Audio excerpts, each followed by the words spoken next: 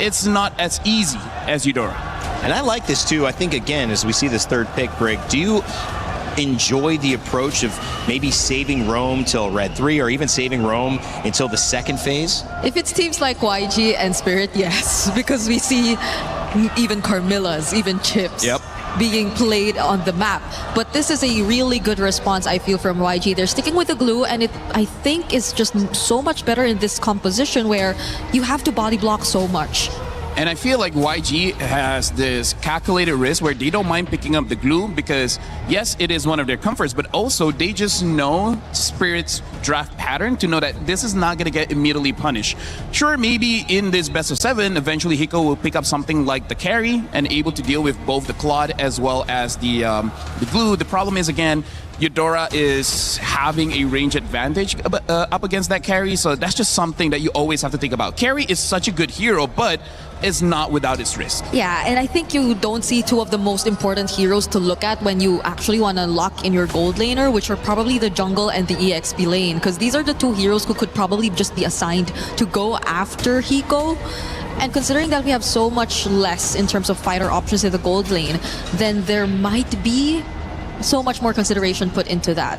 Because I feel like even looking at what's left in terms of that, I don't think you see an assassin, or you could just predict an assassin to come through immediately for YG just to lock in a Ruby, which is more commonly a response towards that kind of jungler. So sticking with the marksman is still something that's probably going to come out from Team Spirit, but they took out one of the least wanted ones against their lineup, which is the Melissa. Gold and EXP being looked for on the side of Team Spirit. And when you come to YG, still looking for that EXP as well, and they're going to find their jungle pick. The Arlott taken away, so again, a ban towards the EXP. The Phoveus also, but that still leaves a couple of things open. You still have the Uranus and the Esmeralda that can go toe-to-toe in the EXP lane. Both teams, are they content with that?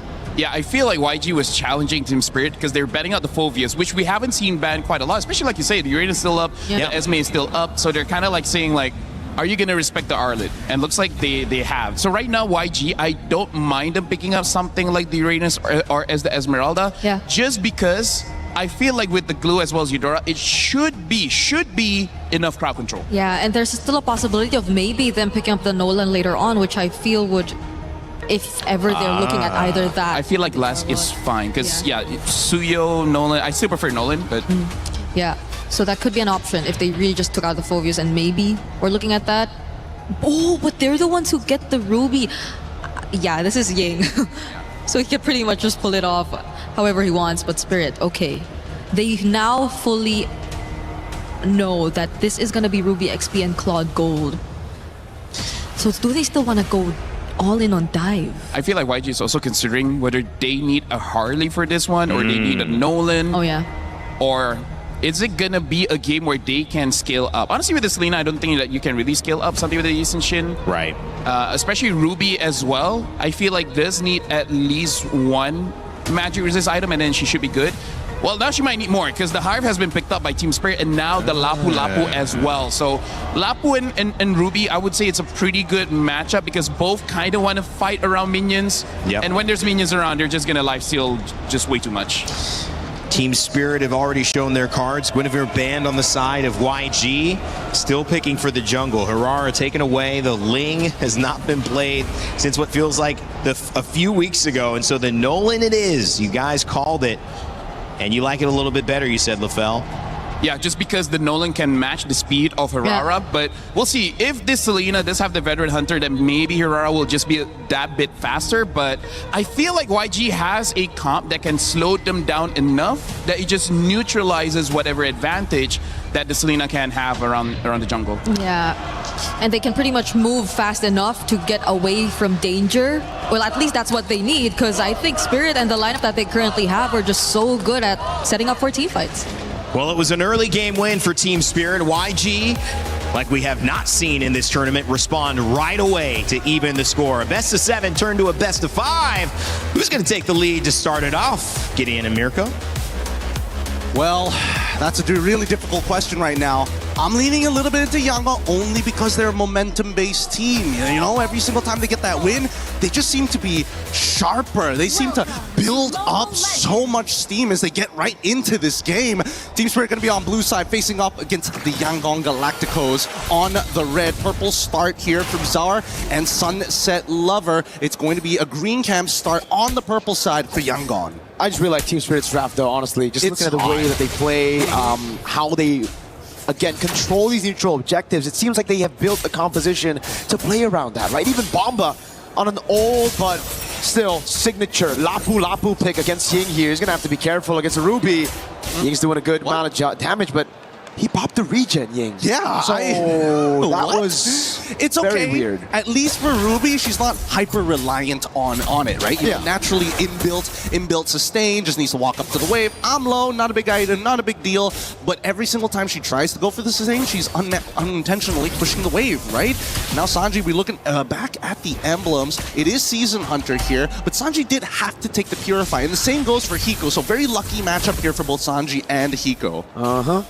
Sanji already winning in the lane earlier, but Hiko will be able to get that gold crab with the help of Sunset Lover to relieve off pressure a bit. Kid Bamba spots out Han up top. Gonna have to respect this man, but Bamba actually just walks up onto Han. Wait! A fracture on the other side. Now, these were the jitters I expected game one. Yeah.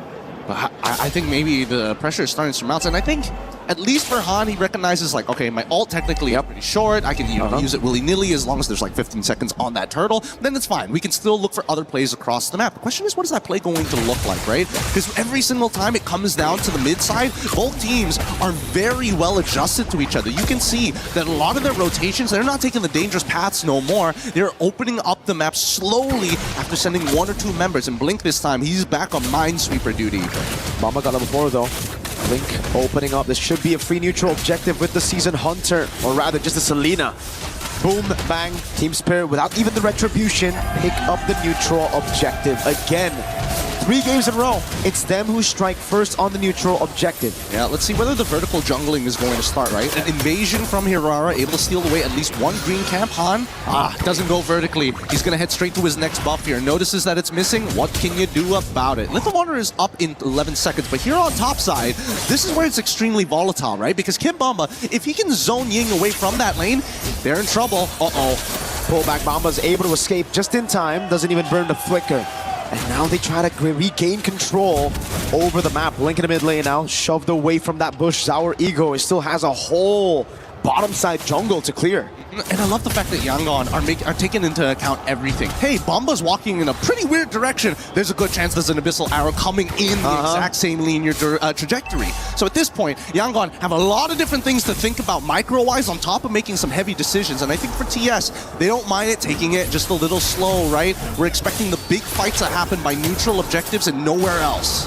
This is where it gets really good for the Harith, you know. Early on, level 1 to 3, the Claw's going to have an advantage, you know, able to get away from the Synchro Fission. But the thing about the Harith is, as long as he's able to survive that level 1 to 3, he gets complete monopoly over the gold crabs, and that's going to give him such a big lead later on, obviously, if it continues here. So, YG, I think they're going to have to try sending some of those members down below to just take the gold crab away. It doesn't even matter if Sanji doesn't get it, as long as it's not on the hands of Hiko. Yep, they just have to deny it. And let's not forget about the lane matchup. There still is a kill angle for Hiko onto Sanji, assuming that Sanji has no BMI and happens to get caught by, whether it's the edge, ideally in the middle of that Zaman Force. The movement speed reduction, really a pain in the butt in the early stages of the game. Okay. Wow! Untargetable into the immobilization. The Imofanic comes around right now. Sunset didn't land the Abyssal Arrow. TS will call it off. Great composure coming in from Ying.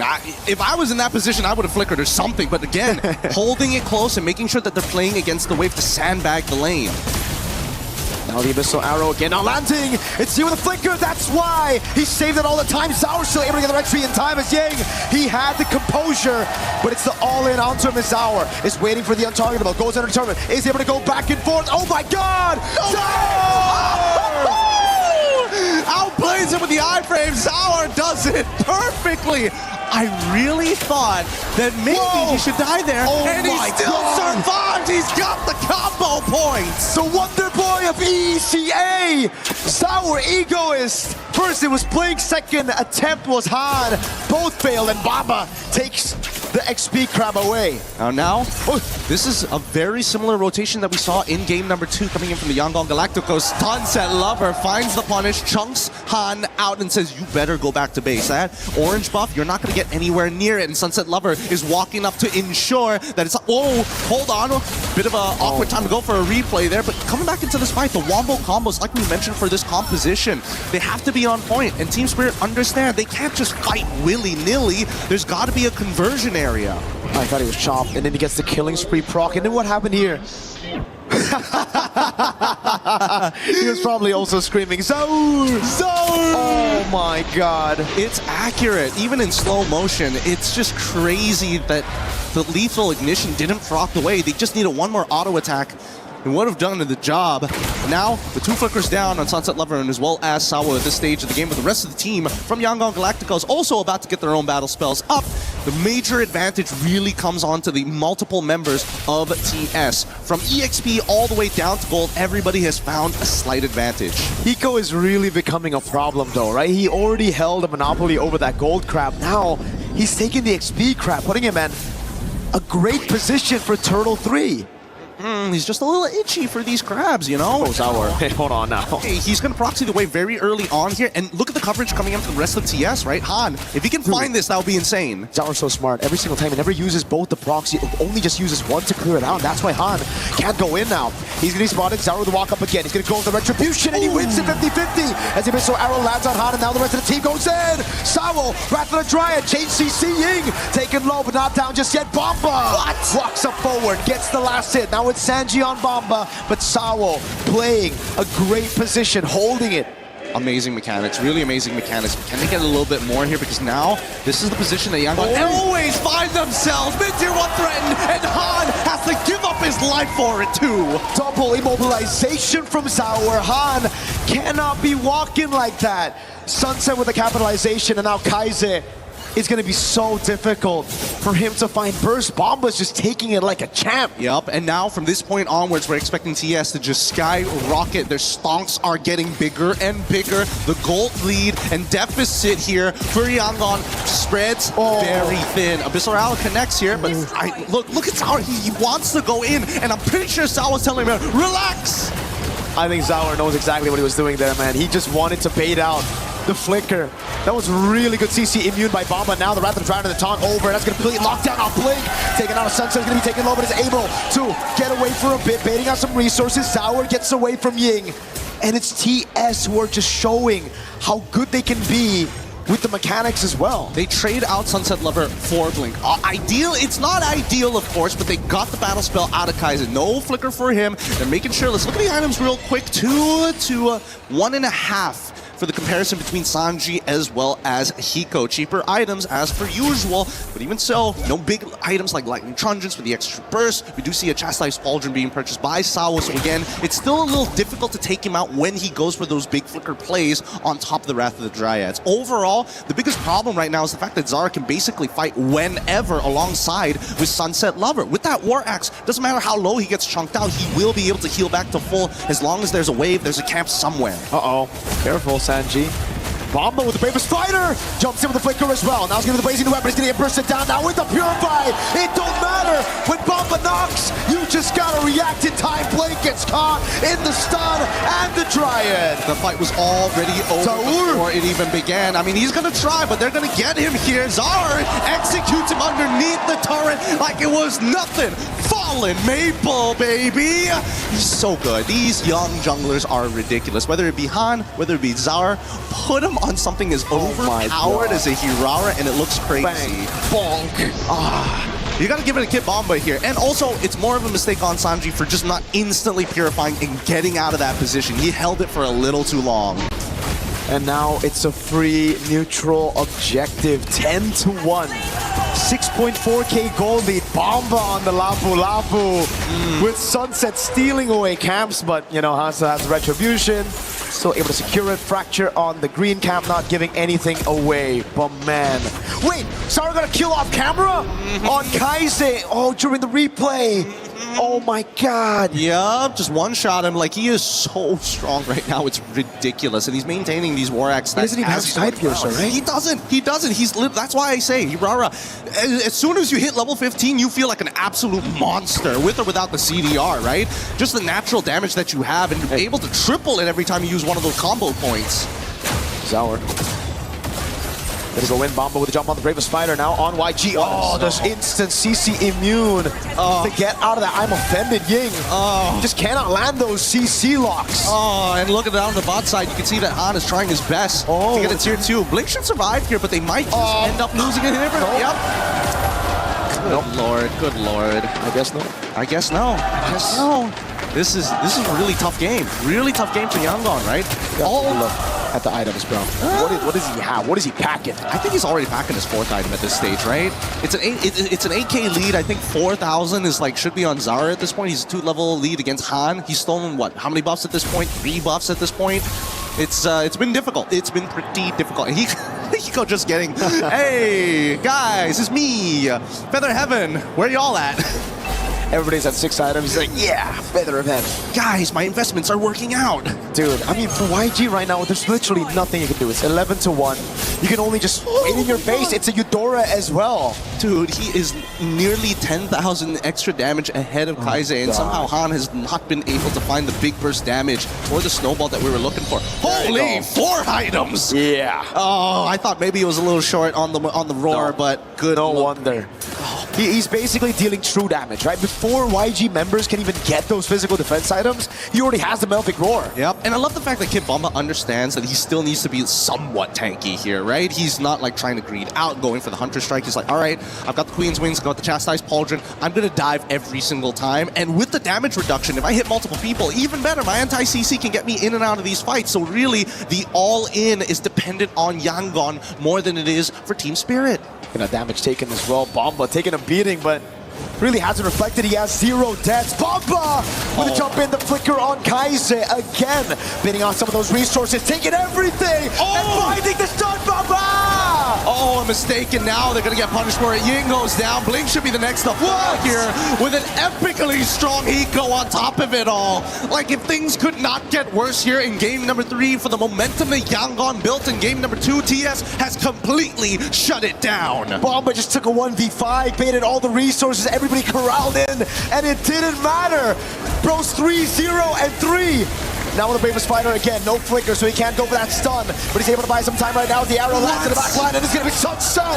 And Sour goes godlike. Han's going to be taken down. And that's Team Spirit, who leads the series 2-1.